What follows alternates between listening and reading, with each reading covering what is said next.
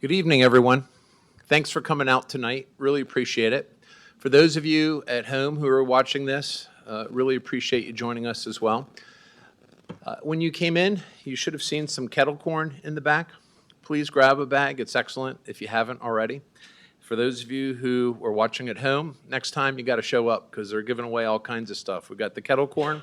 We also have some tickets we're giving away for door prizes that we will be calling the ticket numbers out throughout this evening. And I just want to tell you that tonight's fair town hall is a lot more than just about the fair. It really talks about what we do at the fair all year long and how it really impacts the community. Few people realize that the first fairs began in the early 1800s in this country. And the idea was really an opportunity for farmers and tradespeople to come together and exchange ideas and kind of show off their wares, and for people who are not in the agricultural business to see what others are doing and get new ideas. Here in Kootenai County, believe it or not, the first fair was in 1919 in Worley. And in the early 1950s, the fair actually moved up into Weeks Airfield, which is where the fairgrounds are right now. That was originally an airfield. It was actually the first municipal airport in the country, believe it or not. So we have some interesting history in this area. Excuse me. The location is 81 acres. So it's quite large. It's largely in the middle of Coeur d'Alene. It's a wonderful property. And believe it or not, the main building used to be an airplane hangar. So if you ever wondered why it was kind of long and had that curved roof, it was so an airplane could be parked inside. Now, the fairgrounds, like I said, are used throughout the year. And it's used for auctions, banquets, wedding receptions, various trade shows, high school graduation parties, balls, all kinds of different events throughout the year. And so, getting back to the original summer fair, which we're going to talk a lot about tonight, it's changed a lot since the early days. And so a lot of the fairs, instead of just sharing what the animals do and what some of the agricultural products are that people farm, it also is rides, it's also food, and it's also a lot of fun for kids. And so a lot of people don't realize exactly what a fair brings to the community. The fair exposes people to hobbies and interests from our rural community. The fair brings economic activity. In fact, it brings a lot of economic activity to this community. The fair is an opportunity for people to learn new things. The fair allows you to meet new people. It exposes you to new ideas. And finally, it's a place to have a lot of fun. A lot of fun, especially for the kids. Now, to put our fair into perspective, I just want to give you some stats. In 2024, our fair had 170,882 visitors. That was in a 10-day time frame, right? 171,000 visitors, basically. We generate about $4.37 million in income. Now, that's annual. The fair during those 10 days generates about $3 million. And if you have cell phones, if you could turn them down, that'd be great. Appreciate it. The fair, for that 10-day period, utilizes over 850 volunteers.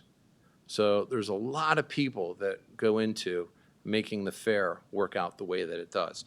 The fair has donated 5,452 pounds of meat to area food banks and nonprofits, including the Children's Village, which is really just a remarkable program to help our young people, especially in troubled environments that they're exposed to. Now, according to a website, and I found this online, it's called Cause IQ. It's more like a consulting type firm that provides information to accounting firms and nonprofits.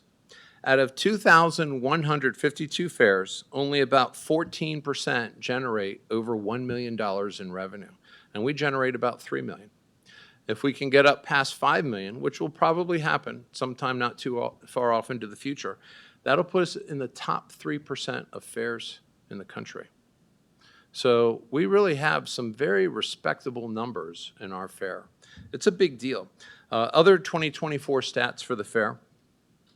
We operate every day of the year, and we've hosted, like I said, about 243 unique events that have attracted over 400,000 visitors to our fairgrounds. Now, let me tell you something. There was a point in time in this community, for those of you who are not familiar, that the fair actually was taxpayer subsidized. Believe it or not, a lot of fairs in the state of Idaho, they don't generate enough money to pay for themselves. And so the fair here has done an absolutely remarkable job paying for itself so it doesn't draw on taxpayer money. And that's a big deal. A study was done to show that the fairgrounds actually contribute about $30 million annually to the local economy, supports about 260 jobs, and generates about $9.7 million in labor income and $2 million in state and local tax revenue.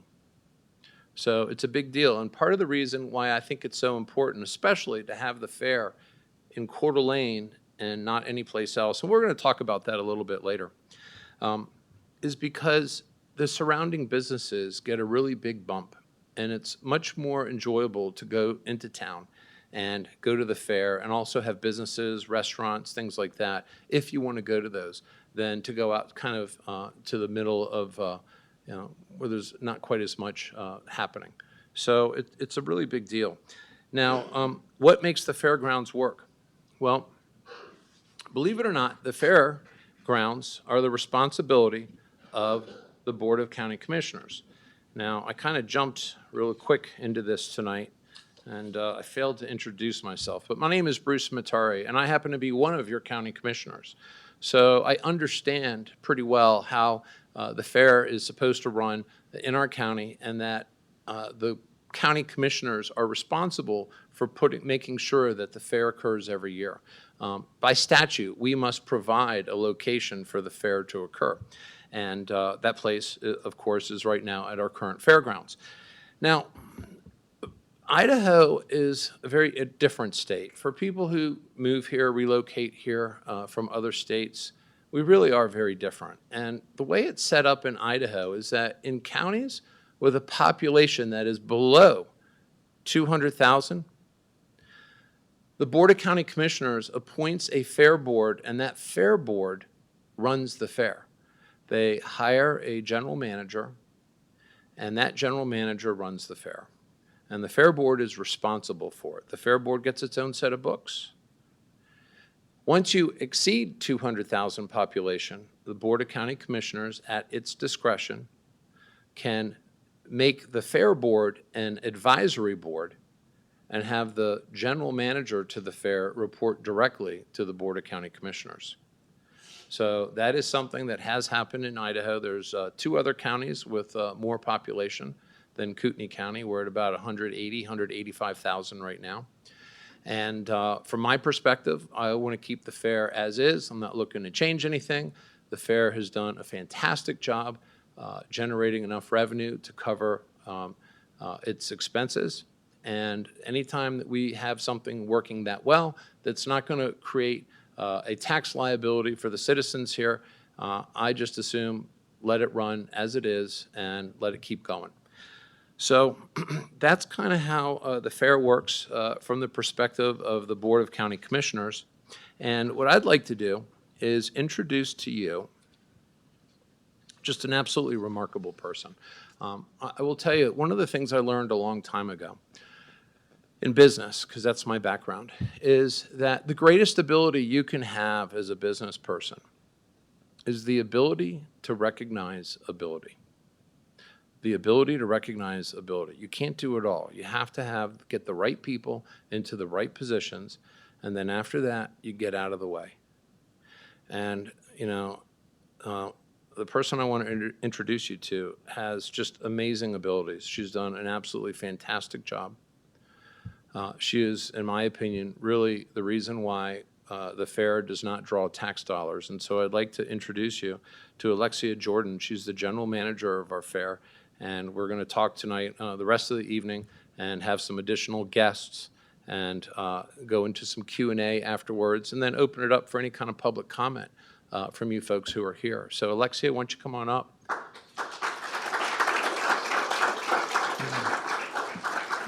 Thank you. You want to just grab a seat, and we got the microphone there, and if you want, you can have some popcorn, and we can save it for later. We're in interview mode here. I know. So maybe I could just start off with asking you a few questions. Like, how'd you end up over here? How'd you end up at the North Idaho Fair? Oh, that's a long story. I'm not sure everybody wants to hear all about. Well, give us the FedEx version. The true, my mom is my inspiration in most everything I do. Can you guys hear? Am I close enough? Can everyone hear okay? Yeah. She too was a fair manager. She managed the Bonner County Fair in Sandpoint, Idaho for 16 years. And through that, I got to be a part of a lot of what she did. I showed horses my whole life. I rodeoed and got to be a rodeo queen, which you'll meet ours tonight as well. And it was really her that inspired me and pushed me when this job came open to apply for it. So that's how I ended up here in 2015, and I'm so glad that the Fair Board took a chance on me, because I wouldn't want to be anywhere else. Well, you've done an absolutely amazing job, so thank you. So let's talk a little bit about what you do at the fair. And, you know, the fair is always kind of operated throughout the year. It's not just the 10 days, or I think it was 8 days originally, 7, 8 days before that. Oh, gosh, originally I think it might have been just 1, 2, but we've 2 days. We've gone and progressed over the years. When I started, it was a 5-day fair. Okay. In 2021, we doubled the fun in 2021 and made it a 10-day fair. And that was actually a really good recipe for success. And I think that's what took us over the edge to help us become self-sustaining. Yeah. So what gave you the idea to expand the number of days that are out there?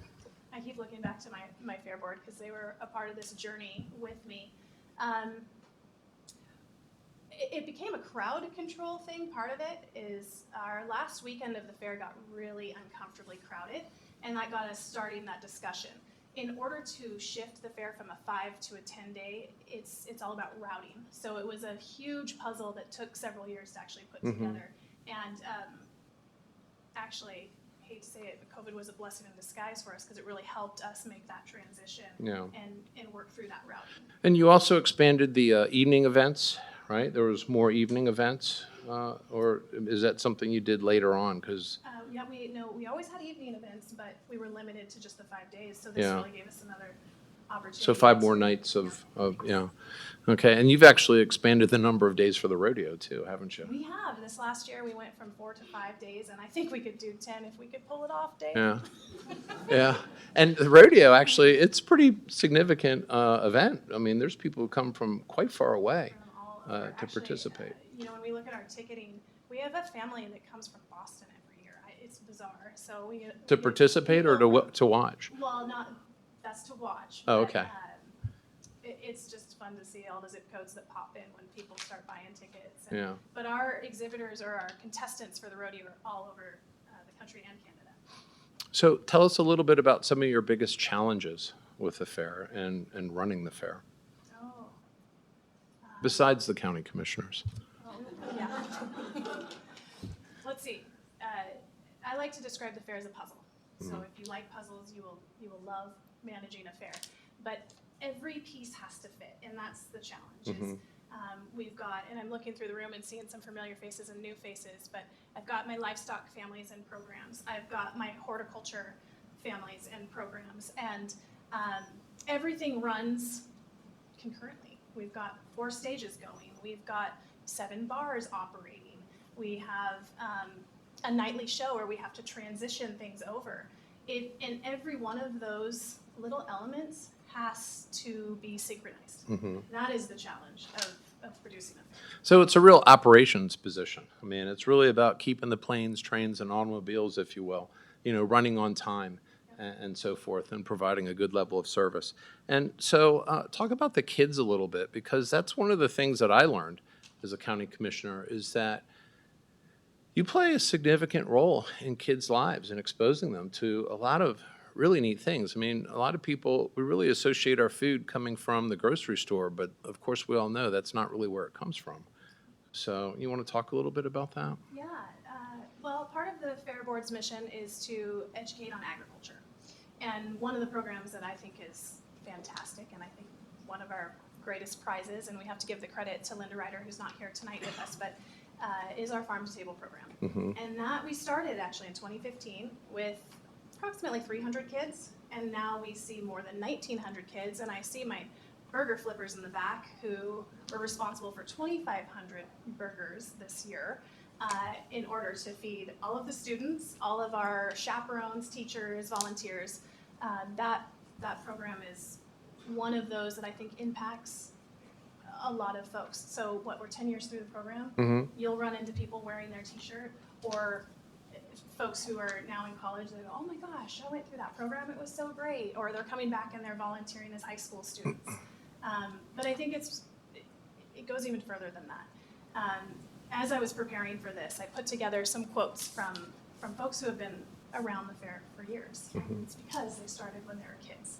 And it has impacted their lives significantly. And they are all incredible members of society. And one thing that I always remember is past Sheriff Pierce Clegg. He told me when I first met him, he goes, when I was sheriff, the kids on my side of the fence, they didn't come from your side of the fence. And I never, it just really resonated with me to hear that the programs that we do are so impactful that we really get to be a part of growing model citizens. Well, obviously that's a big deal now, just because there's so many kids that are exposed to so many negative environmental influences. And so to develop as many positive environmental influences as you can is a big deal. And so was this an idea that other places had and you brought it here, or is this kind of something that you thought of on your own? Well, Linda Ryder has to take credit for it. Yeah. It was her brainchild that it all came from. But there are other programs like this that we've seen recently and long ago. I recently saw one in Calgary. Ours is very well organized, and like I said, Linda and Farm Bureau are the ones who really back that alongside the Fair Board. And for those here and watching at home, how could they get their children involved in that? Oh, well, it's open to any fifth grader. Okay. So as long as you're in fifth grade, doesn't matter if you're homeschool, private school, or in any of the Kootenai County schools. And we've opened it to Shoshone schools too. And I think we had a few this last year come. They're more than welcome to participate. They can go to a website or something and register or get more information. Yep. Call us at the office. So the North Idaho Fair website. Okay. All right. So tell us what other kinds of challenges, programs that you have that have made a difference. Okay. Well, one that sticks out in my mind is our rodeo committee. And I probably should have our rodeo president speak to this, but we have a rough stock clinic that they've started putting on years ago now. I don't know, 6-7 years ago they started this program, and it's really grown to help grow rodeo contestants, because finding a bucking horse to practice on is not something that's easy to find, right? So these guys do a great job to put together a clinic every spring, and we've raised up some really great riders. So this is for young people? Well, to you can participate if you like. older. I don't recommend it. No, because I know my bones are too brittle at this point. I'm We had too somebody that squeamish when it was comes to that. 27, late 20s, 30s? 34 this year. Okay, and so you have folks that will match them with a horse that they can ride and Your challenge. and learn how to rodeo a little bit. Yeah. Okay. And I think it's really important that it's another way that we can just continue to keep this heritage and tradition alive. Yeah. Very good. Very good. What other things would you like to talk about? Well, you threw me all off. Did I throw you I was off? not expecting this. So Oh, it I'm was fun. sorry. That was fun. I just wanted to. You covered a lot of what I was going to take. So I think what I want to say is our fairgrounds is a place where our kids gain mentors and life skills, where businesses form partnerships, and where families make lifelong memories. Last year, we welcomed, like you said, over 400,000 or nearly 400,000 guests and contributed $30 million to our local economy, which I feel like is pretty exceptional. That's a big deal. All of that while remaining self-sustaining and without relying on taxpayer dollars.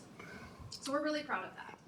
Now, let me ask you, I see a lot of exhibits that I guess a lot of it are kids that provide items, or they're adults too? Mostly adults. Mostly actually. adults. So how do you get involved in that Yeah. at the fair? How would someone who makes something be able to submit that and have that as part of the exhibit? Because I think you give ribbons and awards out to people. Ribbons So- and cash. Yeah, so how does that work? How does someone, where do they begin? Okay. Well, you think of something that you like to do. Something my kids and I like to do in the winter. Don't make fun of me. We like to rock paint. It's relaxing.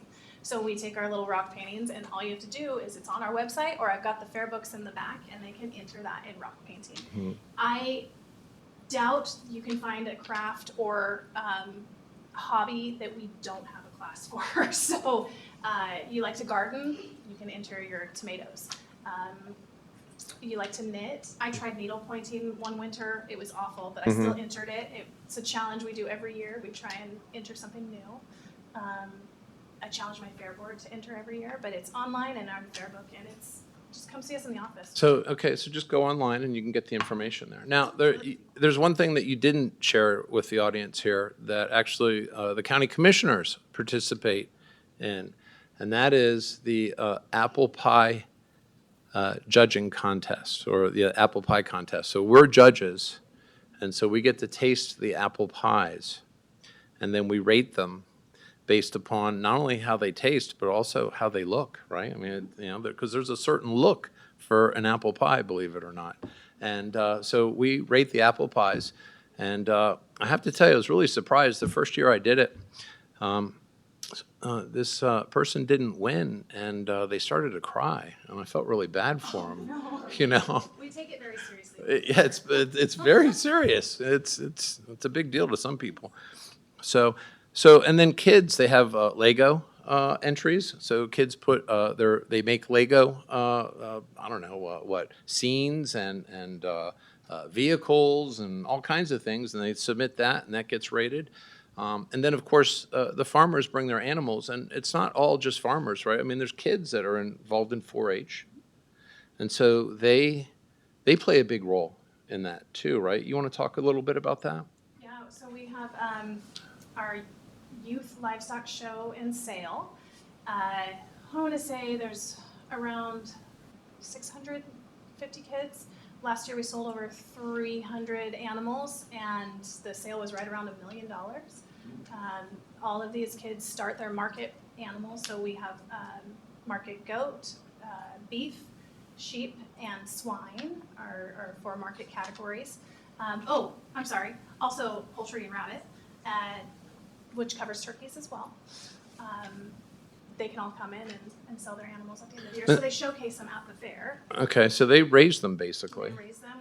We actually just finished hog weigh-in a couple weeks ago, so we got to see all of them as small pigs, and we'll see them come back to the fair as big boys and girls. Yeah. Yep. So that's exciting. And what are the things that the kids learn throughout this process?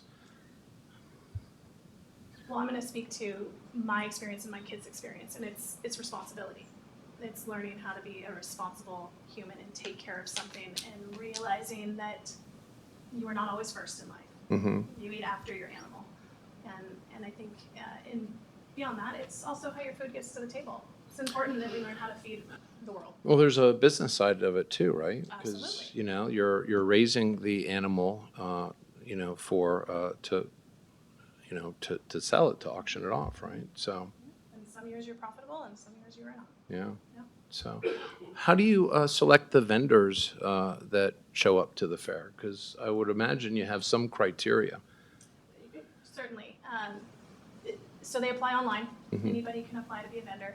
Uh, it's rare they'd get turned down.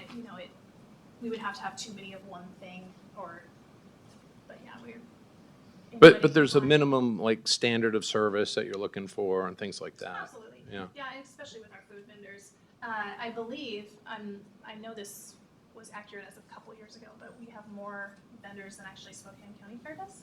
Really? Mhm. But isn't that supposed to be a bigger fair? Kind of? Yeah. Maybe? Not much longer? You're gonna overtake them, I right? always hear it, we feel very rural, and so I'm very proud of the fact that we lay it out in a way that it still feels like a country county fair. Well, the yet we dust still have certainly fun, helps, so- right? Oh, yeah. You know, so, but, do you know how big the Spokane County Fair is, just out of curiosity? I don't know. how No? big Yeah, this I'm is. just, People-wise, well, just they bring yeah. in about 100,000 more people than we do. Just a little, about 100,000 more, so it's a little bigger. Very interesting. So, how many vendors typically do you have? Around 200. About 200. And then what, you have a carnival there too, right? Yeah. So talk a little bit about how that works, how you find the people who come to the fair. I imagine, obviously, safety is important, right? So what goes involved, what's involved with that, and just how that kind of works. Well, we could talk hours on carnival routing. There's not a lot of carnivals out there. I'm really proud of the one we have, and we worked hard to get them. They actually come out of San Diego, and the rules and regulations there are much more strict than up here, which is great. Is that San Diego or California? California? So it's probably the one good thing that comes out of California, right? Yes. We get better We regulations got at good, least. So strong we get the carnival safety regulations. side of this The one. safety side, we're great. Okay. I love this carnival. If you guys were there many years ago, we've gone through some carnival operators over the years, and they all have good qualities. This one just really outshines anyone we've worked with before, and Yeah. I think a lot of that is their routing through California, Oregon, and out to us. And I take it's something that, once you find a good one, then you try to establish a relationship so that they will come back year after year. Ours loves us. Yeah. They love North Idaho. Yeah. And what do you think the secret behind that is? The secret behind all of it Well, is no, strong behind them, relationships. yes, behind them loving North Idaho Fair. Well, who wouldn't love it? It's beautiful Yeah. here. We're very blessed. But relationships, they're great Yeah. to work with. Yeah. And I think that goes throughout the fair. It's all about relationships. Yeah. So, what other components of the fair have we not talked about that we should be talking about? Obviously, you have the arena, so you have a lot of events. We talked a little bit about the rodeo. You have concerts. You have what other types of events going on there? The newest one, this is our second year doing it, is the tractor truck pulls, which Tractor are truck pulls. slowly gaining interest, but they're super fun, very loud if you're into very loud. The demo derby is a sold out thing every single year. That's demolition derby. Yes, demolition derby, sorry. Yeah. And that's when the cars crash into each other, and the last car that's still running is Man. that's the one that wins the trophy. And And- the trophy is almost as tall as me. So Okay, it's impressive. so it's a big deal. It's a big deal. And then we have the Party in the Dirt concert series, which is always fun. And so I think where our Fair Board has really done a great job is they've really diversified the lineup of evening events to keep the fair something for everyone. Mm-hmm. And I'm really proud of that. So going back to this tractor pull, are these those tractors with the superchargers, like the drag motors, and then they pull these really heavy trailers behind them Yeah, to see how far they could pull them until they lose traction or something? that's about right. Wow, that's You pretty impressive. Probably explained it better than I could. Okay, all right. Well, hey, we have that too. So demolition derbies, tractor pulls, rodeos. Yep, yep, What was the thing in the dirt? Dancing in the Party in the dirt? dirt, Party in the dirt? concerts. Okay, all right. yep. So So what other components at the fair should people be aware of? that we haven't talked about? Food. Food? Food is Yeah. everybody's favorite thing. Yeah, What's that's your right. favorite fair food? I like those huckleberry shakes. Those aren't bad. That's my favorite. You don't find those everywhere. So they have some of those sausage deals, but you can get those outside of the normal fair time. Did you try the cheese curds? I have not tried the cheese curds. Cheese curds. No. It's You know, the those highest things, grossing booth at the fair, and it is the best. Really? They're so good. the cheese curds. Now, these are things that are not good for a girlish figure like mine, right? So, you know, they don't help with the waistline. You gotta try it. Just once. Yeah, okay. All right. So we actually have some special guests here tonight that we were going to introduce to folks here. So should we, is Amelie here? Yeah. Amelie? Move on over and would you- Come on up. Amelie Johnson, you are our Miss Gem State Stampede 2025. You're gonna come right So, here, yep, Emily. you grab a seat. Jerry, did you wanna join? Jerry Johnson, our fair board chair? Come on up, Jerry. You didn't expect this, but. Now, Jerry is the chair of the Fair Board, and like Alexia, he is very involved and does a fantastic job. So thank you very much for what you do to make sure that the fair runs as well as it does and that it's as fun as it is. So. Well, you know, a lot of that is our fair board. And I've been on a lot of different boards over the years, but every fair board member is there every day of the fair. So it's a concerted effort by about 10 people that make this happen. Well, they're definitely very dedicated people. That's one thing I've observed is that, you know, when you applied to be on the fair board, you really want to do it, and there's a huge commitment with it and a lot of dedication, and it shows. It's reflected in the work product. So, Emily, talk to us about your experiences at the fair and what it means to you. And, you know, you've obviously made quite a splash. I grew up here in Coeur d'Alene, going to the fair, going to the rodeo ever since I was a little kid, and just being so dazzled by the horses and the cows and the cowboys and the cowgirls. And when I got old enough to have the opportunity to represent our rodeo as rodeo queen, I just sort of jumped at it. This was a dream of mine for a very long time. We have such a special rodeo, such a special fair, and I knew I wanted to do right by it and represent it to our local rodeos and get more people to come and just share my experiences. And so when did you first get involved? And Jerry, could I get you maybe just we'll slide the table up a little further so we can get the microphone in front. A little more. There we go. So how old were you when you first got involved? My family and I moved up here from Louisiana right after Hurricane Katrina, so I was about 4 years old, and I think my earliest memories are from being that young. Mm-hmm. My parents really just wanted to jump into the community, get to know people, and the fair was the best way to do that. Yeah. And we made friends that we're still friends with today because of the fair. So since then. Yeah. Jerry, what would you like to? So I see her all the time, every event. So what's your favorite event since in the last 6 months?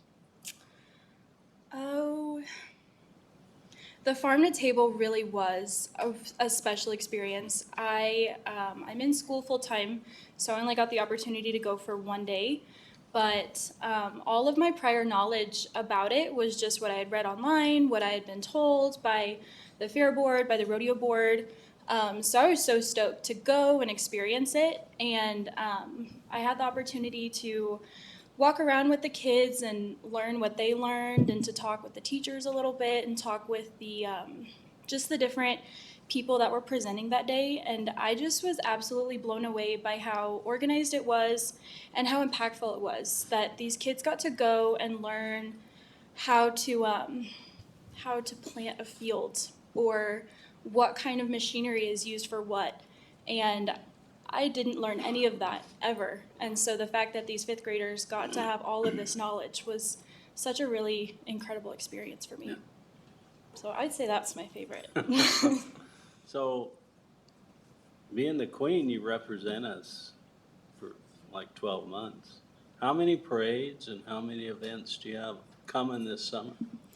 My summer is so packed. I'm so excited. Being a rodeo queen is such a huge commitment, but it is such an honor.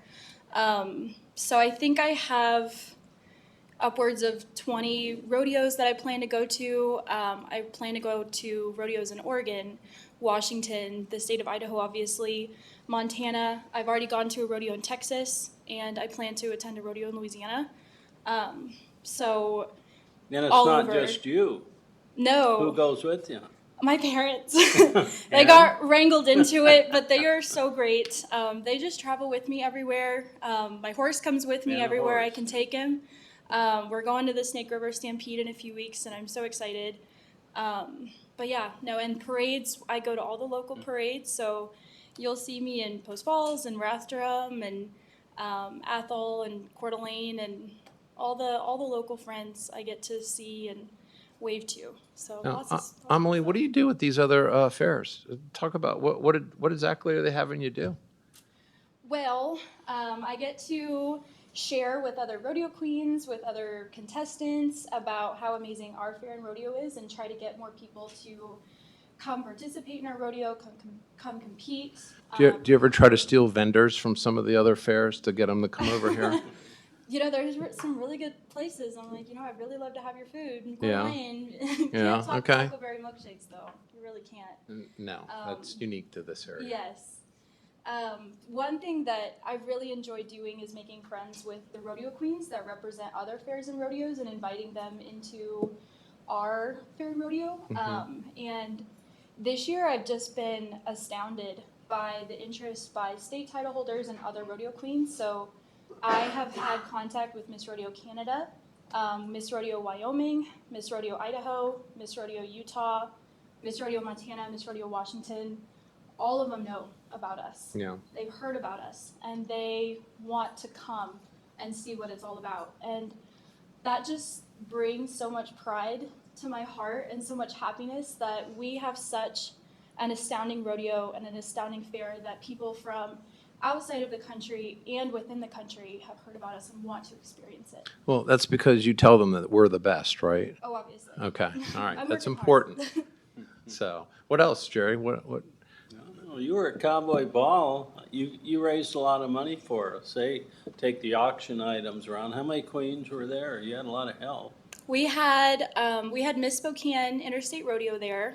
She got to come help out, and we also had a few local queens who I had not met yet. We had Mrs. Coeur d'Alene, who is now Mrs. Idaho, who will be representing us on the America stage, and we also had, I think it was Mrs. North Idaho. So a few new queens that I had not heard about, but wanted to come support. Now, the Cowboy Ball is it's a fundraiser ball, right? And that's to help the fair.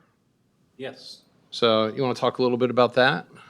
Well, the North Idaho Fair and Rodeo Foundation was started 10 years ago, and the money raised goes into capital improvements at the fairgrounds. And like Bruce said, we've been no taxpayer money for a number of years now.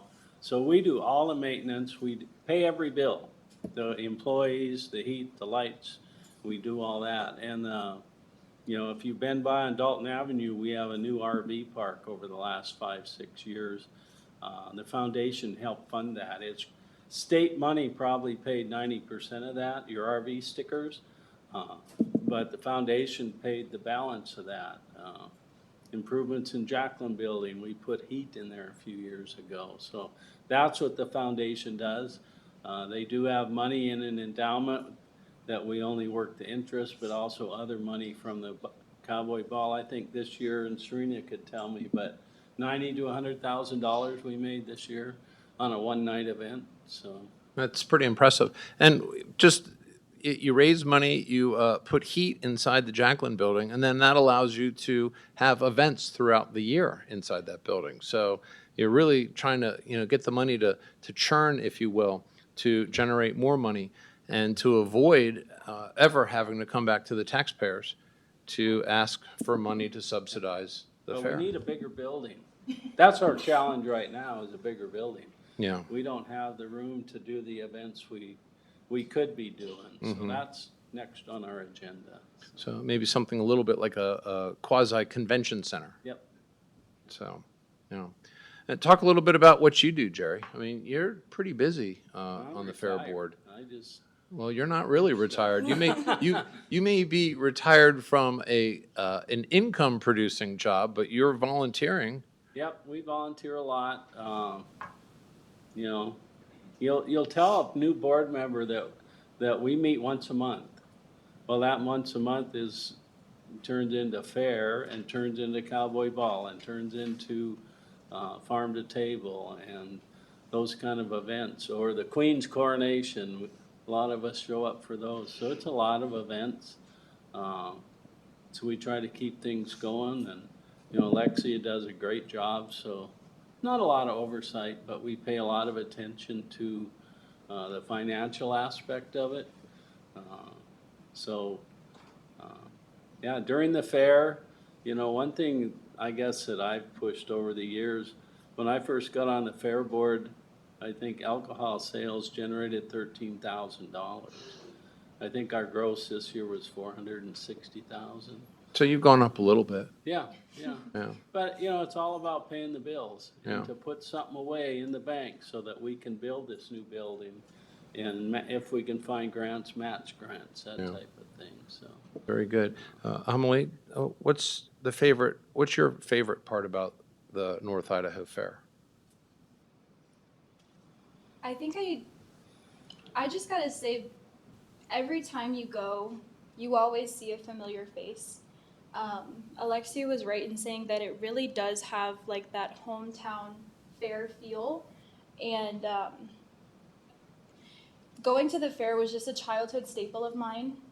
I would look forward to that part of the summer every single year, and it doesn't matter like what day I went, what time I went, I always saw a friend, and we'd always have something to go watch. So when I was a kid, I was in 4-H and I did the horse 4-H, and so throughout my year of showing, I would work towards getting to bring my horse to fair, and I was so proud to have my animal there and to share a little bit about my accomplishments, and to learn about different kids and their experiences with animals. So looking back now, and visiting the fair as rodeo queen, I am so stoked to see those familiar faces, but also to kind of have like a full circle moment with those kids and just see the accomplishments that they've had over the course of the year as they sell their animals, still have that market, and just enjoy the atmosphere. I think that's probably my favorite big thing is just the whole atmosphere of the fair. And you mentioned is it farm to table? Mm-hmm. So what was it about that stood out to you so much? I think it was just the wealth of knowledge that these kids were receiving, whether they recognized it or not. They walked away from farm to table with so much more knowledge than I ever received or anyone else that I knew received about agriculture, how our food literally comes from farm to table. Where does our food come from? What goes into raising an animal so that it can be turned into food? And same thing with crops, and how do you make a crop? How do you churn the dirt properly and so it can produce the best amount of food? Mm-hmm. All of that wealth of information was just so incredible, and I loved how organized it was, that every group of kids got a solid 20-30 minutes to just sit down, listen to these farmers and veterinarians and different people in our community talk about their life experiences. And it was just such a great opportunity for both parties to sit and learn from each other. The kids got to ask their questions, and the different orators got to talk a little bit about how they've lived their lives as farmers in different aspects of agriculture. Yeah. It's interesting because when you think about where our food comes from, you go to the grocery store, right? And the straightest line from the farm to your table is really on the perimeter of the grocery store, right? That the food that they sell on the interior of the grocery store is more like a food-like substance, because all your produce meats, and dairy are all on the perimeter typically. So it's kind of interesting. It's a much healthier way to eat if you can shop that way. Well, thank you so much for coming out. It was great, so thank you so much. Let's give Amelie a little round here. Next up we have is Avery Deeds. Come on up. All right, I'm going to give you a little intro here, okay? This is what was given to me. Avery is a 14-year-old freshman at Coeur d'Alene High School. Yes, sir. Yep, and a proud Hayden, Idaho native. He's been an active member of the Kootenai County 4-H program for 6 years. So that puts you back at 8 years old now when you started, huh? Yep. Yeah. And continuing a family tradition by participating in the same club his mom once belonged to. Passionate about agriculture, Avery spends his time showing cattle and hogs year-round. When he's not in the show ring, you can find him enjoying the outdoors on his dirt bike. What kind of dirt bike do you drive? I got a Husqvarna. Husqvarna, that's a pretty good bike. All right, good. A 150, Yep. two-stroke? Yes, sir. Oh, man, that is a fast bike. Good for you. Wow. And so riding his dirt bike and helping local breeders in their barns. So you have quite a bit of knowledge, don't you? Yes, sir. You make a big difference for a lot of people. Yeah. So talk about how you got involved with 4-H and, what you love about it. I first got involved just because my mom has always been in it, and she's been a leader. I've always been involved with it, just all since I was a kid. And I would say what I love about just the fairgrounds and 4-H is just it truly does make people better, and they grow. How does it make them from better? Do they listen to their parents better? Or They're putting in more work. They're in the barn. They're Yeah. just truly better people. so you're learning the value of hard work. Yes, sir. Yeah, and then you get to see the fruits of your labor too, right? With how the animals turn out, right? Yeah. Yeah. So, and then, do they have anything in there to help you with listening to your mom and dad better? Well, Because that's what a parent is always looking for, is some way to get their kid to listen to them a little bit more, especially at your age, by the way. 14 is a pretty rebellious age. You don't seem that rebellious. Maybe it's all on the dirt bike and now you ride it or something. yeah, the livestock definitely gives you a worth ethic. and Yeah. Keeps you working hard and will make you listen to your parents better. Yeah. What do you? Well, see, those are the buzz phrases that the parents need to hear, right? What is it you don't like about 4-H? Is there anything you don't like? Well, by all means, sometimes when I'm in the barn, I don't want to be in there, but after a while, it starts to become worth it. You get a really good bond with your animals, and you get to learn. You get to learn how to take care of them, bonding, and just a lot of more stuff like that. Yeah. Did you have something that you wanted to read out and tell people? Yeah, I'd like to talk about why the current fairgrounds matter, not just for the fair, but everything it represents. The location is more than just land. It holds memories, history, and traditions that have shaped generations of families and kids, including me. Moving to a new facility might sound like an upgrade, but what we'd lose is the connection to the place where we've grown up, learned life skills, and built our confidence. These fairgrounds are where we take our first steps towards becoming leaders. It's where we learn responsibility, hard work, and how to be part of something bigger than ourselves. Fairgrounds are part of our community's identity. They hold real sentimental and historic value, and that can't be replaced by a new building. Please consider what this place means to the youth of today and the leaders of tomorrow. Let's protect the heart of our fair right where it belongs. So I take it you care about that location, Yes, sir. yeah? And obviously it's a place where you make memories. What are some of the other things you really like about that location? It's right in town. It's near dirt bike shops, right? It's Yeah. right next to Okay. Big Four. It has I wouldn't change anything about the facility. It has everything we need. We might need bigger Bigger facilities building, and yeah. buildings, but we are perfectly fine where we're at with it. And it's right in town. It's where a lot of it started. Mm-hmm. What made you decide to kind of talk tonight a little bit about the possibility of the fair not being there? I would say if it got sold, it would just become more stores, and it wouldn't be the 100-year-old origin of Coeur d'Alene, Idaho. Now, I can assure you that there is absolutely no desire, there is no talk among any of the county commissioners for that to happen, okay? Just so you know, because we don't want to get people alarmed that something's going on, right? Yeah, so, and, that's a good point, too, because a lot of people don't realize that your county commissioners play a very significant role in what happens to our fair. And when I ran for the office, no one ever really asked that question. And so if the community wants to keep the fair at this location where it's at right now off Government Way, it's very important that when a person is running for county commissioner that you ask these questions. Where is their head on this policy? Do they want to keep the fair at the same location? What if a very attractive offer came up to potentially relocate the fair? What would you do? How would you consider that? Would it be an absolute no? Would there be something you would look at? Would you get the community involved? Would you ask them their thoughts? These are very important questions. And sometimes when people are running for office, we don't think about asking those kinds of questions because it's not an issue at that point in time. And normally, by the time it becomes an issue, it's too late. Those people are in office, and the decisions they're going to make, sometimes are guided by the community, and other times they're not.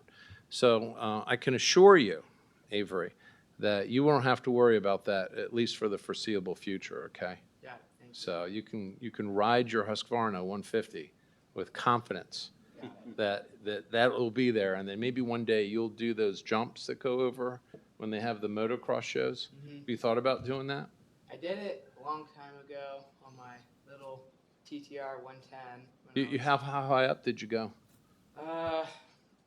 50 to 3 feet. So 50, yeah, so 50 feet? in my mind, it was about 50. Some people say. But the video said about 3. a few inches, yeah. Yeah. Well, I've gone 6 inches in the air and it felt like 60 feet. So I know what you're saying there. So So Jerry, Avery- do you want Yeah, to? Avery, we're gonna hook you up with Sean McAllister and Elise back here, and they can teach you motocross and the somersaults and all. They can get you set up with a 225 or a 250 or something for you, Yeah. So So tell us about the self-help videos you did. You did a series of videos? Yeah, I first started doing it with a buddy, and we were just doing it for fun. Like, we were cutting out like letters for other sales. One of them that was actually at the fairgrounds, the Kootenai Classic. We were just doing the initials of that, and then we started doing how to take care of your animals. Like, we did a 101 washing your steer, and we just slowly got more with that. And Shanda reached out to me and asked me if I wanted to make some videos for the fair, and it was just stuff on the right thing to do, how to go to the pig weigh-ins, steer weigh-ins, and just other stuff like that to help out. So it's like a training video for other kids on how to what to do with their animals Yeah. at the fair. Yes, sir. So So you That's did pretty good cool. with your animals at the fair last year, right? Yeah, last year I did pretty good with my steer Gary, Fly High. He got grand champion market steer, and me and him got reserve champion senior showman. And then with my pig Ninny, me and her got reserve showmanship as well with the swine. that's pretty impressive. So where are they now? Ninny's at with the Booth family, and she's had some babies. Like this year, my pig for fair is her baby. Well, it's a winner, right? So you've got a line on to producing, yeah. Mm-hmm. So what did you do with the funds you got on the sale? With Ninny, I decided to donate all my earnings to the Booth family for Harper Booth. Very nice. Mhm. Very impressive. So, what else do you have to share with us? I think that's it. What question should I have asked you that you were hoping I would ask you that I didn't ask you? Uh, Can't think of anything, huh? no, sir. Well, I think you're doing a fine job, Thank you. and I hope you keep it up. Thank you. So let's give Avery a round of applause here.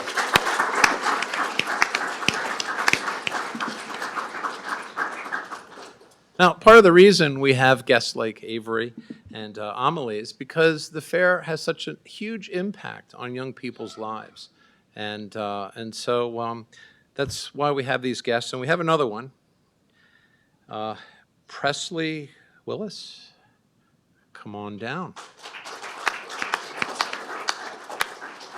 All right, so I've got a little bio here, right? And then you can add on to this here. Presley is 15 years old from Spirit Lake, currently homeschooled to pursue her love of showing livestock. That's pretty cool. Thank you. She is the current president of the North Idaho State Fair Junior Fair Board and her 4-H club. So talk about how you got involved with all these things. So I didn't always have the name or the family that got me into livestock and 4-H. It was as simple as all through growing up, we had rabbits and poultry and all different livestock. I had no idea what showing was until I was about 7 years old. I actually went to the fair for the first time. I was walking around with all my parents, just through the barns and everything, and the pigs in specific kind of caught my eye. And I remember just talking to my parents about it and telling them that I wanted to show livestock when I was older. Mm-hmm. And with their support and help, they made it happen the next year when I was 8. And do you do a better job than Avery? No, definitely No? not. Okay, Yeah. all right. Well, just want to check here, Yeah. So, and then 4-H. Tell us about 4-H, like what you really love about it and what it's done for you as far as exposed you to things and made you, just the things you've learned. Yeah, so I wasn't always the outgoing and talkative person you could say that I am today. When I started, I was once very small and shy. I had a lot of trouble speaking to people and especially in front of large crowds.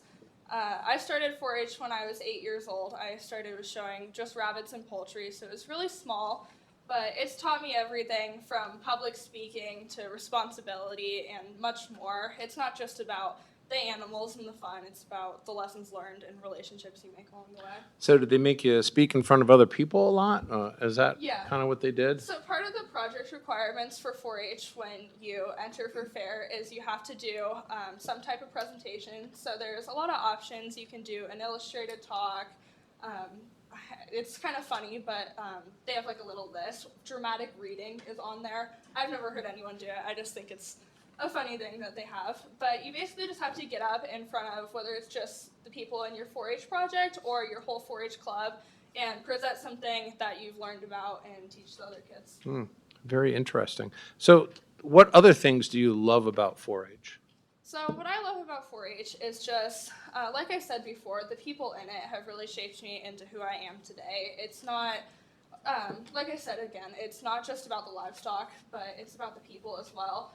The livestock are definitely my favorite part, I'll have to say. I do 8 4-H projects currently. I've shown everything as small as guinea pigs to sheep, dairy goats, pigs, almost all of it. And it just really teaches you a lot of responsibility and work ethic like no other. So that's probably my favorite part about it. So what do you want to do when you grow up? When I grow up, I actually want to be a doula. So I work with... What's a doula? A doula is kind of like a birthing coach. It's people who birth babies. Okay. So even though I do livestock, I actually work with kids on the side. I work in childcare. So birthing with livestock and human babies and everything has always been one of my other passions. Is birthing livestock called a doula, or is that a different name? No, that's just a vet. Oh, okay, a vet. All right. That's what I say. All right. I birth my own livestock. I don't have a vet. come over, Okay. but- Okay. Jerry, what do you So have to tell say? us about the Junior Advisory Board. So this was my first year actually being on the Junior Fair Advisory Board. The first meeting, I was just feeling a little fun and decided to run for president, and I got it. We really get to do, it's just a good way to keep the youth involved in the fair. There's different committees. There's the livestock committee, fair planning, food and bev, rodeo, and fair. I might have already said fair planning, but there's fair planning and marketing as well. It's just a way to keep the youth really involved and to, like I said, have the youth have an opinion as well on things. Because even though the adults know a lot, I think it's good to have the input of younger kids and adults. So how many members do you have right now? Right now we have 9. Oh, okay. Yeah. How many contests? You guys run the contests at the fair too, don't Yeah. you? So I'm actually not on the contest board. We Oh. only have 3 people that are on the contest committee, but they have quite a few planned this year, which are pretty I exciting. saw that. Maybe Bruce, he's a apple pie judge, maybe he'll be in the pie eating contest or maybe. something. Yeah, well, I'll taste it. I'm not gonna like, how many pies I can eat. We're not gonna do that. But now, how did you become president? So when we were having our first meeting, all 9 people were there, and Hannah Booth, who was the one who helped run it at the time, they were all there, and we just decided to vote for the chair and the vice chair, because those are the 2 roles that they have. So me and 2 or 3 other people all stood up, and we gave a little introduction about ourselves, and the rest of the committee voted. So how does it feel to be a politician?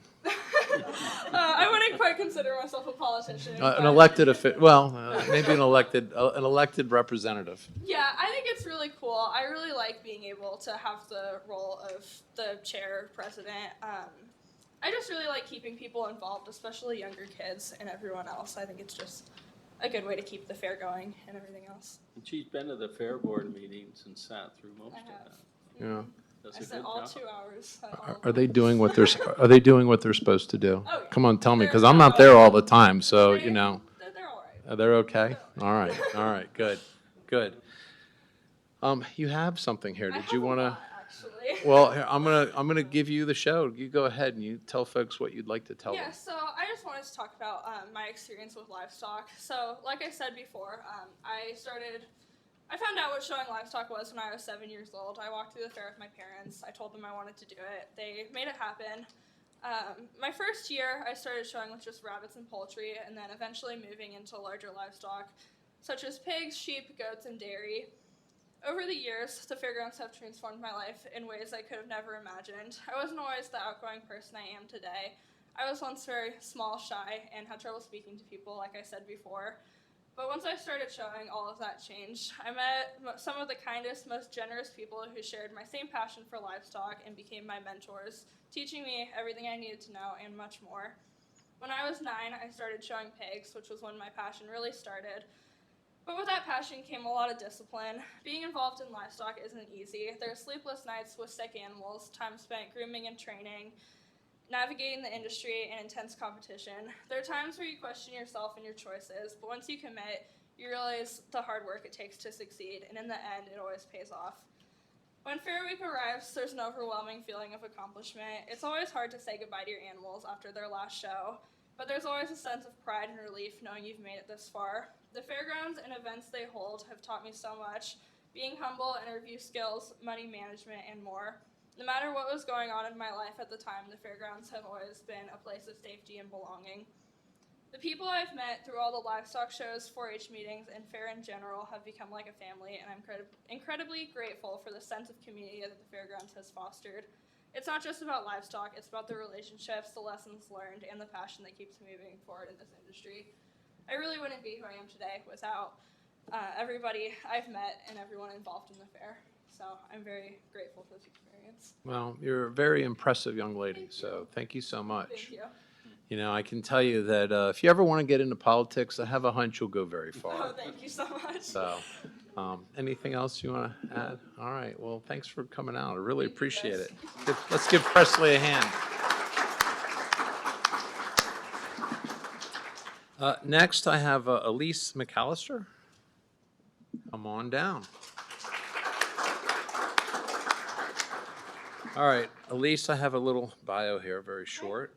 Elise is a local 21-year-old nursing student who has been racing motorcycles. Are you faster than Avery? I don't know. I haven't met Avery. Yeah? I could give him a run for On the dirt track, okay. Races motorcycles, I'm gonna have some questions for you about that. And working at or attending events since she was a newborn. This facility has been a part of raising her, and that is the fair, I presume, we're talking about. the fair and the motorcycle races. Yeah, okay. All right, so I guess the first question is, how'd you get involved with motorcycle racing? Well, my dad did it his whole life. Yeah. So he raced professionally, and then my grandpa and him started a motorcycle shop, and they did that. So I was raised in there.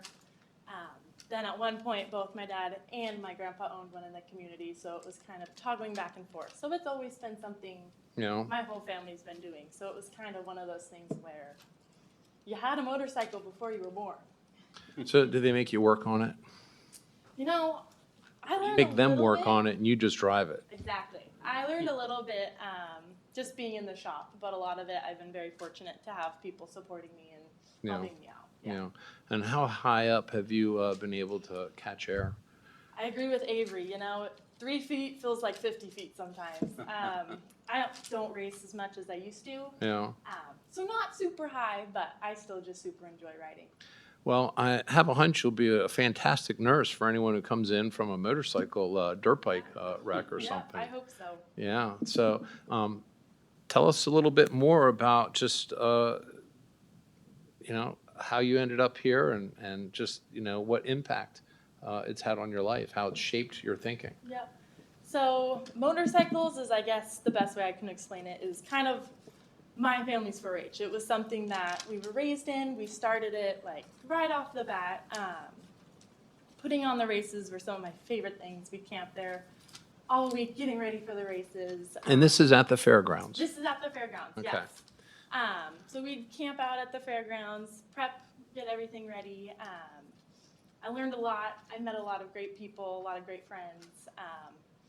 A lot of life lessons, whether it be to crash, get back up, and keep going. My work ethic was made there. It's just been a huge part of my life. Yeah. I feel like I was raised partially at the fairgrounds. Well, normally there's, 2 weekends in the summertime Yep. where they have the motocross races. Yep. So it's a pretty big staple in the community. I remember it when I first moved here. It was one of the draws to go over there outside of the fair. Yep. So it was a big deal. My kids, of course, loved it, and they ride dirt bikes. They're not racing them, but they certainly ride them. Yeah. I know too many people that have gotten hurt riding dirt bikes, so I admire you being able to do that. It's part of it. Yeah, I bet. So you brought something. Did you want to tell folks Yeah. just a little bit about how important the fair is to you and the fairgrounds and? Absolutely. So I am the 3rd generation of my family who's been lucky enough to enjoy putting on motorcycle races here. My grandma started it with my dad in 1997. And like I said, some of my best childhood memories are at the fairgrounds. I started racing motorcycles on training wheels. My dad made a little girls class, so I wasn't intimidated to start. And I've literally grown up there. It has shaped my work ethic and has given me life lessons, memories, and a lot of really great friendships. And I hope to carry that into my own family traditions. Just like many people, many of the youth in the community, I have benefited from having this resource easily accessible.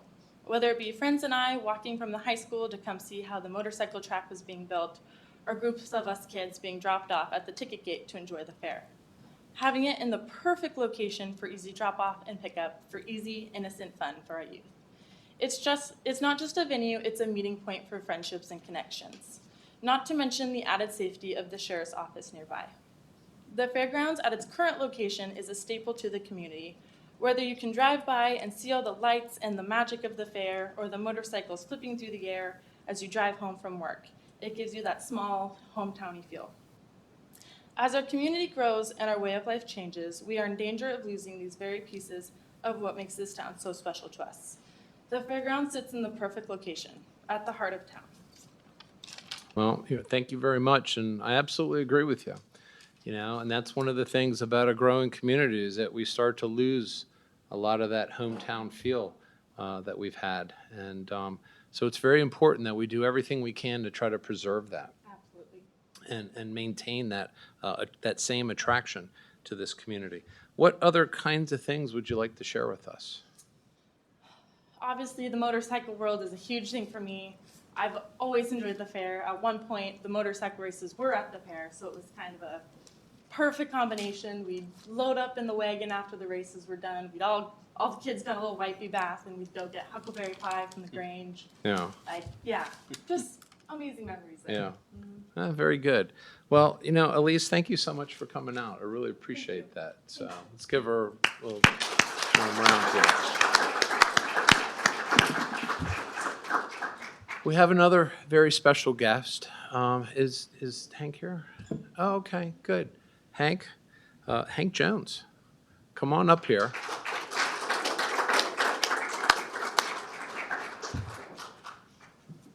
Well, Hank has an absolutely amazing story. He has been involved with the fair and the fairgrounds pretty much since you were born almost, right? Yeah, so yeah, it's almost like a brother or sister, an older brother or sister, I should say. When he was born, he suffered a very rare health condition that led to having a liver transplant. And so the fairgrounds played an instrumental role in raising money for him. And I understand you love to rope cows. Is that true? Yeah. Yeah. You're going to be one of the best, aren't you, when you go over? Yeah. So I'd like to introduce Hank Jones to you and just let him, in his own words, just talk a little bit about how important the fair is to him. And I want you to tell us about the things you love at the fairgrounds, even if it's not just the fair outside of the normal fair, what you do up there and the people and just how it's made a difference in your life. They hosted a benefit for me to raise money for my transplant, and it's just home away from home. Yeah. It's where I've made friendships, I've roped cows, I've learned to do rodeo. You learn how to ride dirt bikes up there? I'm not No? into the dirt Okay, bike thing. all right, just checking. Everyone else seems to be riding dirt bikes, so, Yeah, dirt Okay. biking hasn't been my thing. yeah. Roping cows and riding bulls has been my thing. I'm starting steer riding this year, and I just love rodeo. I've grown up watching the Wright brothers, and I've met a lot of famous people that have encouraged me to start careers in rodeo and stuff, and my mom and dad have encouraged me to start roping and riding. How'd you get into roping? It's just seeing my dad starting to get into team roping and stuff, and it encouraged me, and he joined the committee, and that's gave me a chance to go in and see what it's really like, and I've met a lot of famous people, and my mom and dad have really helped me through my life. And you got your mom up here with you too, right? Yeah. So I don't know your name, but I'm Amy. Amy? Yeah. Well, it's nice to meet you, Amy. Thanks for coming out here. Yeah. Is there anything that you would like to say, just to talk about the fair and just? Well, the fair, being born and raised here, my mom was a babysitter for the horse races back in, I don't even know when. And my mom was just telling Hank about how her brothers and sisters wrestled greased pigs for competition. One caught a chicken. And the fair stepped up huge for us with throwing a benefit rodeo for Hank and his liver transplant. And they were great to work with. They helped us raise extreme funds to help us. He's right now in liver rejection. We've been back and forth from Seattle, and this is so important to us to tell you guys how much the fair's helped us and how much they are to work with and what the grounds mean. Yeah, well, thank you so much. And Hank, tell us a little bit about, when you grow up, you want to be on the professional rodeo tour? Yeah, I want to join the PRCA. It's always been my dream. The PRCA? That's the what, Professional Rodeo Professional Rodeo Circuit Association.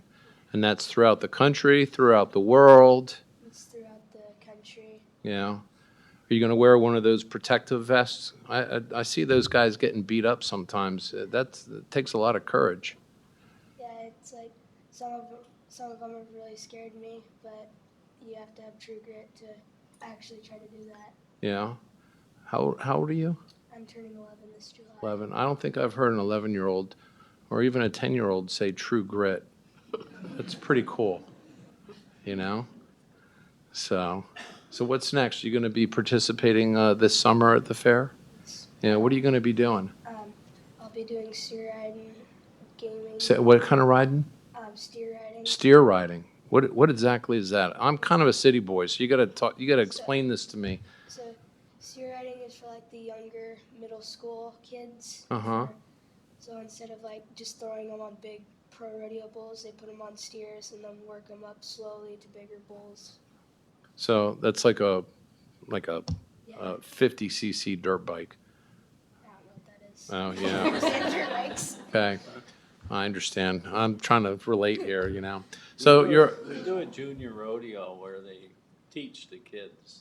Our rodeo committee helps put that on, and they, is that during the fair? The No, it's a bit before. yeah, before the fair. It's before. Can people show up and watch? Yeah.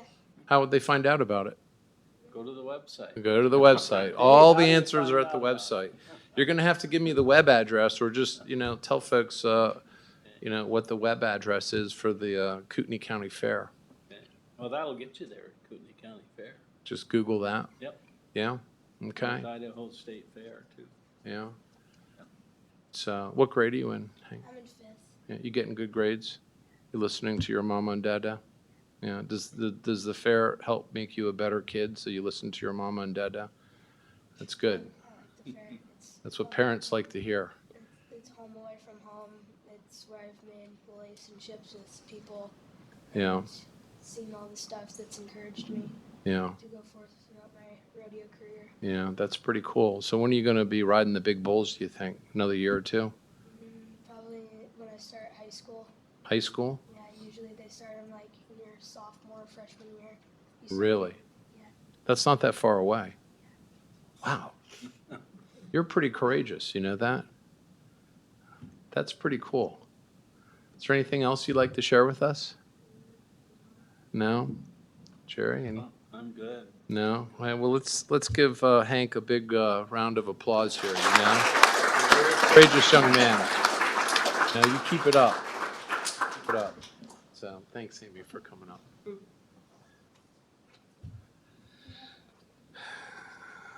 Wow. I learned a lot tonight. Just what kind of a impression that our fair makes on so many young people and how it really shapes them into much finer adults. I can tell you, when I was a kid, looking back, I'm sure my parents wished that I joined 4-H because I was pretty much a delinquent in every way, shape, and form. But I figured out how to get out of that one. So that's pretty impressive. Alexia, you want to come back up and we could just talk real quick about what you do throughout the year, and then we'll go into some Q&A, and then wrap it up after that. We also have a video. Oh, gosh, that's right. Yeah. Do you want to do the video first? Yeah, let's do the video. Let's do the video. Okay. Is that on it? Yeah.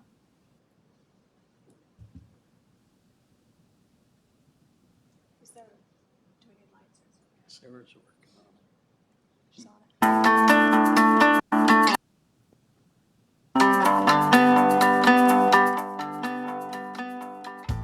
The fairgrounds has been here 71 years that we've been on this site, and this is the 102nd fair that we've held in Coeur d'Alene. So that's a long time. That's a lot of fun. That's a lot of memories, and we've become a centerpiece for the community. And it's not just the 10 days that we're here with the fair. There's something going on here almost every day, all year. This place is completely self-sufficient. It doesn't cost the taxpayer a dime. all year long with all the different events. These people are using hotels, they're using restaurants, they're shopping across the street at North 40. The economic impact is huge. It's like $30 million a year. But it's also that spot when people go by, they can see what's going on and know that we're doing events. This is 83 acres of open space right in the middle of our community that serves everybody. Somebody mentioned at one of the meetings the other day, it said, you guys are being overcome by infrastructure. You need to move. I'm like, why?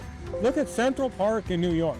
It is high rises around the entire Central Park. It will never move. It's important to that community. It is a central gathering place for New York City. This is a central gathering place for North Idaho. We have the largest 4-H program in the state of Idaho. I think it's over 700 kids participate in Kootenai, Shoshone County. We get to make quite an effect on a lot of kids through 4-H. My kids did 4-H. I was part of the 4-H program for 9 years. My 3 girls all raised steers, showed horses, raised lambs when they were little. And in doing that, they learned self-confidence that we don't see in a lot of kids in this day and age.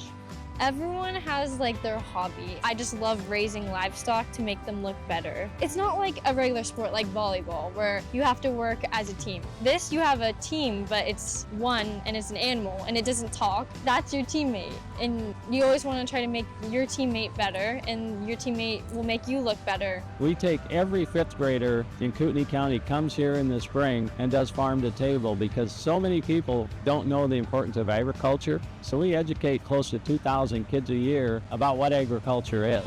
They learn about wheat, they learn about milk, about beef, they learn about apples. It's a field trip that is completely free to all 5th graders. My kids have gotten to experience everything that the fairgrounds has to offer. Their grandparents have gotten to experience it, and my hope is that their grandkids of grandkids of grandkids would be able to experience the same events and memories that we've all been able to share. You know, I always say it's the gem of North Idaho.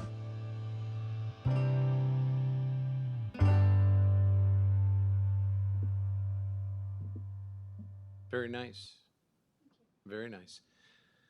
So we'll just talk real quick about what you do outside of the normal fair, because that's quite an operation too. All right.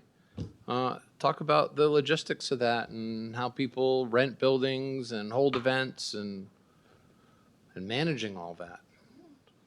Well, I think when I came on board, the Fair Board pushed that we really wanted to increase our non-fair events for that safety net to get us to the point where we could be self-sustaining. And so with that in mind, we operate 365 days a year. In 2024, I think we had 249 different events, actually unique events, for 740 some event days. So what that means is obviously there's not 700 plus days a year, right? Oftentimes when you drive by the fairgrounds, you're gonna see multiple events happening. There's some weekends we have 5 events, there's some weekends we have 1, but there's never a weekend where we don't have some. So we are certainly busy. Last weekend, I think we had a wedding and a car show. And this weekend, we've got a whole set of events coming, another wedding. So A few weeks ago, there was like a home show, and then before that, there was a hot tub show, and from motocross to vintage markets and everything in between. coin shows, gun shows, right? Yeah. What's We do about everything. We do funerals, weddings, I think the first funeral we were like, oh. But the thing to keep in mind is when you compare us to some of the other sites that could host things, we're a lot more economical than a lot of them. Yeah. I mean, it's not free, nothing's free, but it's more economical than going downtown to the resort or something like that. And you don't have, is it doulas? Doulas aren't doing I don't anything know over about there, right? doulas. I bet That you was can a learn new a little one. bit about it. Yeah. Well, Yeah. I learned something. single tonight, moms see? event might have something. Yeah, okay. There's All really right. something for everyone. So, very good. And how much staff do you have to make all this happen? Yeah, we have 13 full-time year-round staff members Mm-hmm. who are paid by the Fair Board. And we So stay- no we stay tax busy. dollars, no tax dollars. no. Okay, All through the events we do year-round. very good. Very good. Is there anything else that you would like to share with us that I didn't ask, that we didn't cover, don't think so. We've covered a lot. Yeah. So, We have an incredible staff, an incredible passionate board, committees, our rodeo committee, the people who are invested in what happens there on the grounds, not just to operate the fair or our year-round operation, but our promoters. Every one of them really brings something special to our community. Mm-hmm. And it's wonderful to be part of that, Yeah. even just a small part of it. Sure, sure. Should we go to Q&A? Sure. Is there anyone who has any questions? All right, I'm going to grab the microphone. I will come out and you ask your question and I just want to hear you guys share about the impact that you have on the nonprofit community and the opportunities that they have through the fair. That's a great one. Okay, so there's lots of different pieces to that puzzle as well. We get to do, well, I'll let Jerry share about the bar side of things, but just through events, we offer a nonprofit rate, so nonprofits can come in and do, and for an example, let's use Rocky Mountain Elk. They are a nonprofit event, so they can come in and do their fundraiser at a discounted rate, and impact our community. So whatever they're raising there goes back into the community. And then we have groups throughout the fair who come and work with us. They earn, essentially we pay them a small amount for their services, and they get to take that all the way back into their nonprofit. We do that with our food vendors, and then I'll let you take the yeah, volunteers. one of the big, I deal with 300 volunteers during the fair, which we operate our beer gardens through them. So they work for tips. We don't pay them. They get the tips. do they get any free beer? When they're done, they can have one beer. Okay, all right. That was one of the things I ran into originally when I got involved was you don't drink if you work in our bars now. And that was an issue initially. But so 300 volunteers, you get a ticket to the fair and come, they can promote their group, their organization. And it's almost a waiting list situation right now. I used to do it, May, June. I think I had my whole thing full in April this year. We also use volunteers to clean the parking lot. Every morning there's a group out, pick the parking lot, pick all the litter up, all that stuff. Man, girls selling ice, I don't know. It's around $60,000 that's generated just through the 10 days of the fair that goes back into area nonprofits. That doesn't include the non-fair side of things. So $60,000 goes back into nonprofits from the fair itself. Yeah. And that also does not include any foods donated or meat donated to Okay. local nonprofits. Okay. Another question? Yep.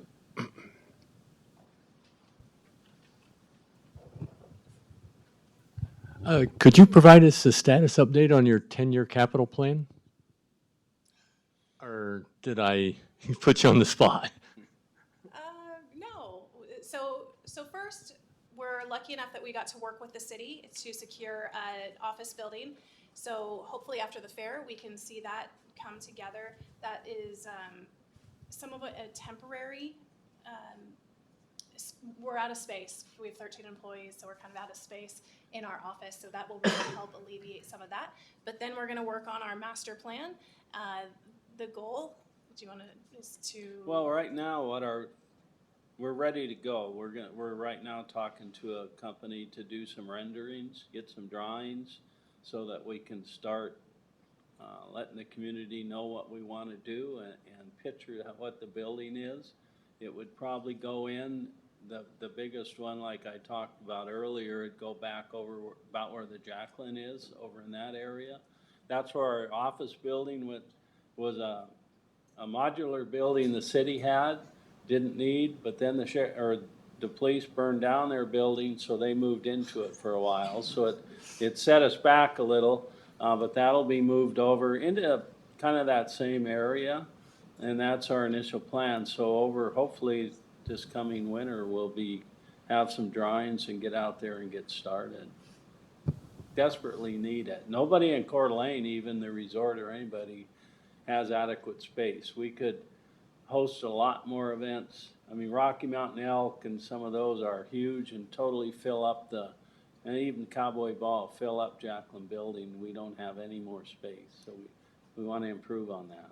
Yeah, I attend a couple events a year at the resort, and got to where it's not even big enough. Yeah. I think it's important the community gets to know that we turn away events all the time, and there's no place for large-scale events to really go in Coeur d'Alene area, so oftentimes they get sent back to Spokane, and we would like to keep them here. How many events do you think you have to turn down every year? Goodness, Shanda, you got an idea? I bet you weekly we turn away at least 5 events. Because we don't have a big enough venue, Um, largely. Because we're booked. We're You're booked? 2 years out, and Okay. we don't have additional space yet. So there is no free weekends if you want to book an event at least for 2 years. That's good. Yeah. It's just when you have to turn them down because you don't have the space. Right, we would love to accommodate everyone. Yeah. It's unfortunate we can't. Any other questions? You guys are being very easy tonight. Come on, I know one of you has a question. The rest of the commissioners, they're not here tonight, and the main reason for that is because when you have 2 commissioners, that becomes a quorum, then you have to public notice the meeting, and then you have to have it clerked. And so typically, these town halls are handled by a commissioner, and we also have commissioner town halls where we are in this room, and it is clerked, and it is noticed, and then you can ask questions. If you have questions to a commissioner, I'd be happy to try to answer them. But yeah, that's why the other 2 aren't here. So not because they didn't want to be here. It's just it's not a board event. Any other questions? Way in the back. All right, we got one here. Thank you. Go ahead. So one question I have is, if we don't have the fairgrounds, what is the city's plan for natural disaster aid, Red Cross, or even housing, animals, and people in the case of natural disaster? I love that you brought that up, and I don't have an answer for you, but I think what you brought up is super important for our community to understand is the way the fairground serves beyond the events we do. So when there's wildfires, we are the evacuation site for all animals, and every single year we take in a lot of animals. We served our community during the pandemic, where we housed the Office of Emergency Management for, I think, maybe 3 months. It was a while. Anytime there is a neglect case, our facility, a neglect for animals, we are where they bring them so we can nurse them back to life. We actually have a committee to work with animal control if it is a livestock animal, something outside of dogs or cats. We can activate and help in that way. So I'm so glad that you brought that up, and I'll defer back to you for anything further, but it is important that everybody understands that the fairground serves our community in so many more ways than just offering a great place to make memories. No, it's a great question. And during the pandemic, a couple other things, I can't remember who brought them in, the Army, I think. We had the Jacqueline Building set up with the cots and ready to house if we happen to have hundreds of people fall ill. We were set up to handle that.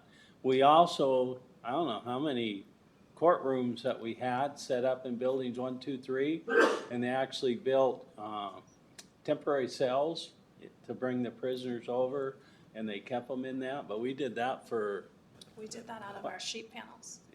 for quite a while. The courts were actually held in the fairgrounds building. We are, yeah. We're also a designated, I want to say, evacuation site if something happens in the county that people can come down, and we would give them an evacuation site as well. And we're part of the county's emergency plan for that type of stuff. We work with the Coeur d'Alene School District should there ever be an incident at one of the schools to where they can come and safely get students home to their parents through the fairgrounds. So that was a really great question. Yeah, it's something that doesn't come up very often, does it? But it is true that it is a facility that can be used for emergency situations. And it's something we don't think about very much. Fortunately, we don't have hurricanes like Katrina, right? That can really devastate a community. We don't have those kind of natural events, except for fires. Fires, that's our big one. So yes, those grounds do play a role in emergency management. Any other questions? Come over here, and then I'll go over there.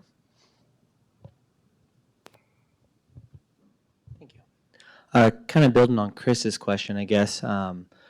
The fairgrounds, I guess most of us here really go there for an event type specific thing.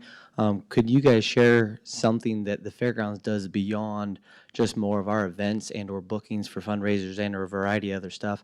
Like specifically what Chris explained, that again, when we are having these conversations with others, that we can kind of explain to them like, hey, the fairgrounds does more because of that location. In what ways? What would be some of those things that we could share with people? Yeah, I think one of them that's happens all the time is we work with the sheriff's department and actually, North Idaho College's academy.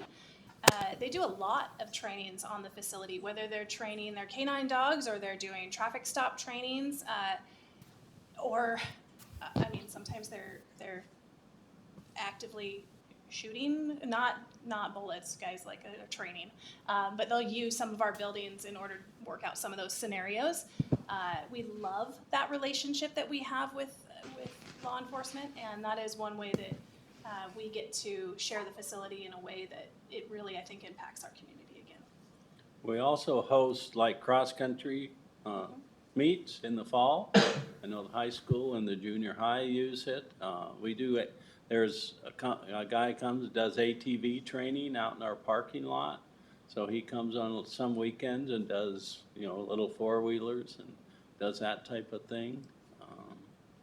We've some weird things that you don't think about. One year we had the Idaho giant potato parked in one of our parking lots.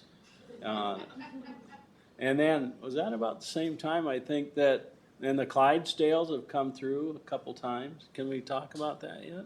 No. No? No, Okay. we're a holdover for a lot of. We've had elephants that they couldn't get them into Canada, so the circus left their elephants here. Yeah. Our proximity actually to I-90 and 95 is really great for anybody who's traveling through the area. So if it's not the RV park, which is a huge thing for us, it's rodeo contestants traveling, or we've had semis of pigs come through that needed to unload. And I mean, we just, there's something every day. Oh, 4-H also. 4-H, sorry, one more thing. It doesn't really have adequate space anymore, so we've been able to work with them in some spaces in order for them to keep those STEM programs going. So they're actually working on the food court right now, and then they'll be doing outside summer classes, because I think a lot of you in this room know that they've downsized dramatically from square footage where they could offer these trainings. And now they don't have that space anymore, so we do work with them to try and cover that as well. We also do roller derby in the Jacqueline building, which is interesting. I remember when I was a kid, they did roller derby on TV, but now they do it in the Jacqueline. They also fly drones in the Jacqueline. So a lot of weird things go on there. I guess that's not weird, but Go ahead, you have a question? This might not have a straightforward answer, but I know a lot of us are here because we're curious and wondering if there is a proposed relocation or if we are in danger of having to move or do anything like that. So I'd just like to know, is there a timeline? Is there anything on the table with other commissioners or anything that's proposed, and why we're here? I guess the question is for me. Well, I've been a county commissioner now for about almost 2.5 years. And I can tell you that I have not heard of any, there's rumors that's been going around, but I have not heard of anything in a serious manner of anyone wanting to try to buy the land or the commissioners ever talking about relocating the fair.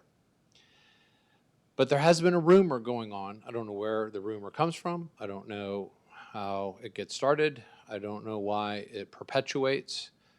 We've never had a Board of County Commissioners meeting to ever discuss that. But it's certainly something that I think has been floating around. I don't know why, but that's why I think it's very important that the community is vigilant when it comes to people who run for office, and that they think about the right questions to ask people for their policy positions on where they stand. I know for me, the fair is an integral part of this community. It's obvious just by what you see and have seen tonight, how it affects young people. I think one of the challenges a lot of times is that we have to understand that we're not economic units, but we are human beings that have a way that we live and how we want to live. And so it's not about the dollars, and it should never be driven by the dollars. And so the decisions that we make should be driven by quality of life and what's best for the people who live here, not people who want to move here, not people who don't live here, but the people who do live here. And so going back to your question, I am not aware of any discussion by anybody about relocating the fair. I've heard people talk about it from a rumor standpoint, no different than like when you asked the question, but not anyone having a serious discussion with any county commissioner that I'm aware of. Yes. Well, this is for the video, so people at home can hear you. Just a quick question then, if that were to ever come about, would that be a vote then from the people in terms of the moving of the fairgrounds? That's a good question. We actually worked last fall on an MOU with the fair to basically keep the fair at the same location. So it was Commissioner Brooks and myself that we voted to enter into an MOU, Memorandum of Understanding, with our fair. Was it 20 years? Excuse me, 20 years to keep the fair there. That if the board wanted to, a future board wanted to break the MOU, I believe it would go to a vote in the community to break the MOU. However, like I mentioned before, Idaho is unique in the sense that it has this 200,000 person population threshold. And once the county exceeds 200,000 people, the Board of County Commissioners, under statute, has the authority to take the fair board and make it an advisory board and have the general manager of the fair report directly to the Board of County Commissioners. And that can change things too, because at that point you don't have the other party in the MOU, because right now the two parties are the fair board and the Board of County Commissioners. So that would in effect nullify the MOU. But I think that's why it's so important that people really understand what county commissioners can do besides just raise taxes. I often consider the county commissioner position to have the lifespan similar to that of a Huey door gunner in Vietnam, because we're ultimately the ones that end up through the other elected officials, and for good reason, saying we need more money because the community is growing. I mean, that is the single largest driver of the government in this community, is the population growth.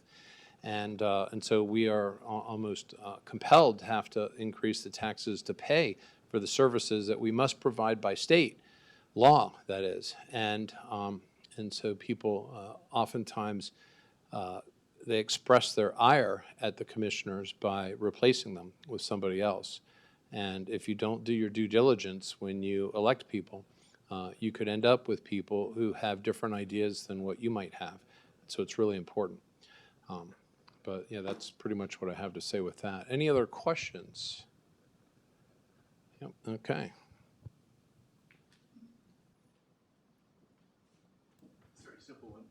So have you drafted a new MOU in case and when this county goes over 200,000 so you can vote on that and keep the fairgrounds? Well, I don't think the MOU would, in effect, still be valid because you have to have two parties in an agreement. Right now, the one party is the Fair Board and the other party is the Board of County Commissioners. So if a future board elects to make the Fair Board a advisory board and have the Fair General Manager report directly to the Board of County Commissioners, where would the counterparty be to the MOU? It would not exist. So in effect, you can't rewrite another MOU. And that's where it comes down to the vigilance of the community and understanding the policy positions of their elected officials. Any other questions? Okay, well, one more. We'll take one more, and we'll wrap it up. I understand what you said about when you go over 200,000. Could you put something on a ballot in November or May that the public could vote on some kind of control of keeping the fair where it's at? Well, we could always put something on a ballot. But the problem is that there's nothing that would compel a future board to have to follow that.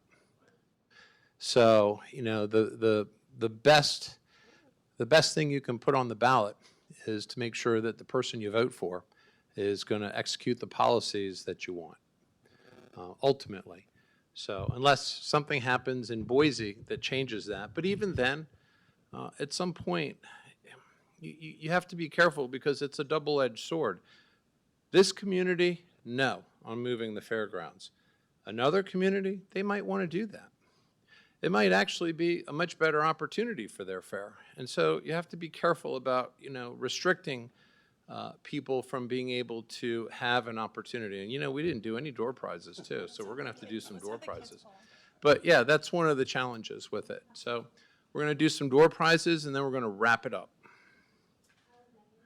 This is going to be for 4 admission tickets and a parking pass.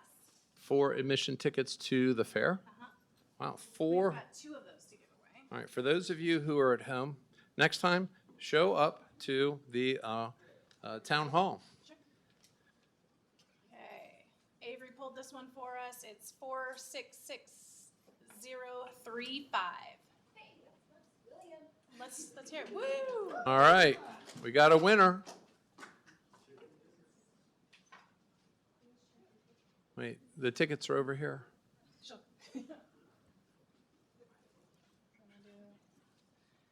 Presley pulled this one. The last 3 digits is 008 for another 4 admission there you tickets.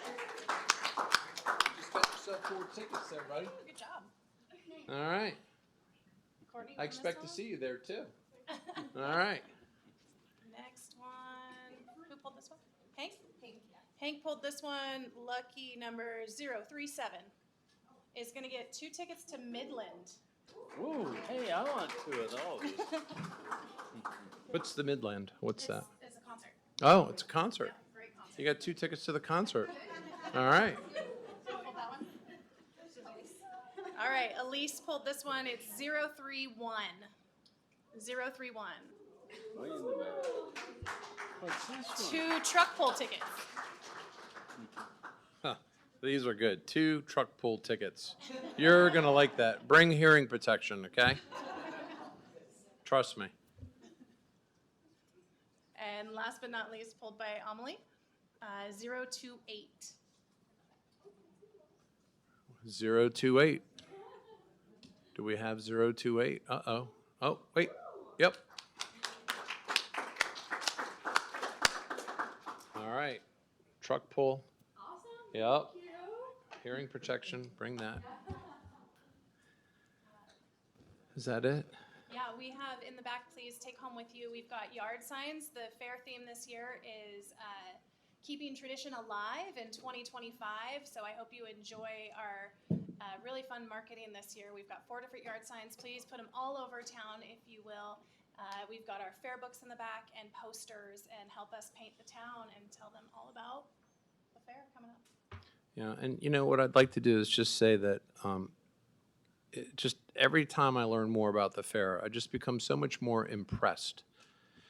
And first of all, for the young folks who showed up, just absolutely impressive. I tell you, you know, there's a lot. If you ever hear people talk about that, I'm concerned about generations that are coming up behind us. These young folks should give us a lot of inspiration because they are fine people.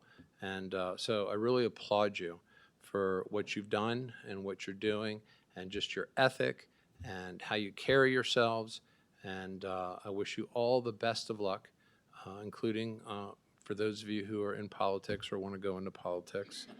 And I also just want to thank the both of you for just doing an absolutely stunning job at our fairgrounds and making the North Idaho Fair what it is during the fair 10 days, but also outside of those 10 days. So thank you very much. Really appreciate it. Thank you all. There's kettle corn in the back.